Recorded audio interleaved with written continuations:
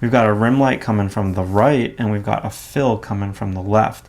Okay, so when I look at the fabric here, these are nothing but cylinders with modeling factors and triangular shapes of shadow. So now let's just kind of go to it, and hopefully my pencil doesn't break here right off the bat, which has been happening. So I just got it sharpened way too much.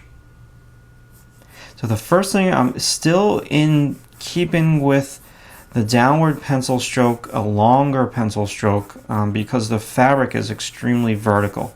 So I should have a duller pencil right now, but I don't, so we're just going to kind of go with this. So what I'm doing right now is the side plane of my first cylinder. And now I'm going to do the side plane dark halftone, where the light meets the shadow of the secondary cylinder.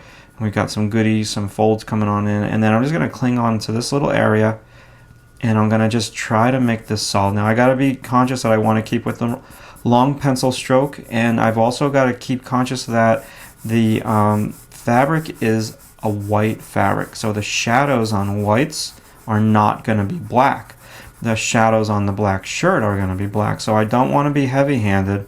I really want to try to stay light-handed with my pencil right now, so I can conserve my blacks and maybe save them. And I got like a little heavy-handed when I did this demo in class, and I don't want to do that now for you at home. I really want to try to match the values. So I've got my big back plane established, and I'm just scribbling right now. I'm just trying to get that in, that big kind of surface plane, and this is going to roll right in. So okay, so cool, I've got that established. So now let's come over to this little abstract shadow shape, and let's not destroy the light mat. Let's just kind of come on down, and this is the edge of the photo basically, so I'm just going to kind of fade it off. I could push it, and I probably will off camera, but let me just kind of go with this for now. So I've got a shadow shape, a light shape, a shadow shape, a light shape, and then we've got like a little shadow shape off that way. So now what I need to do is kind of just start to incorporate a sharper edge,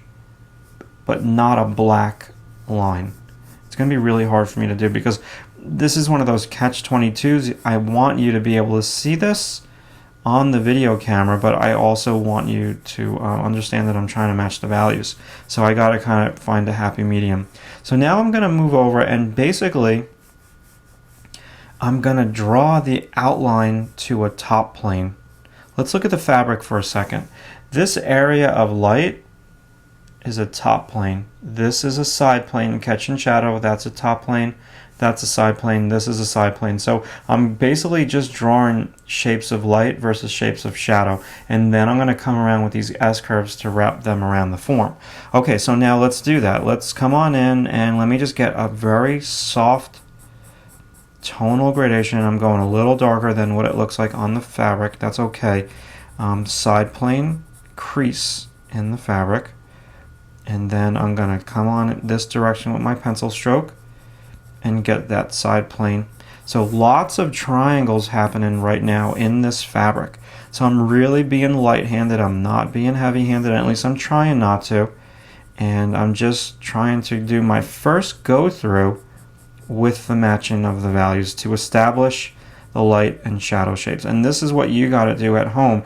You don't want to try to finish this in one pencil stroke. Like, you want to gracefully build up.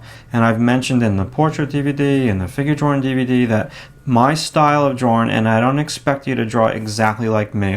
What I expect you to get from these DVDs is to pull some of the techniques and apply them to your own style.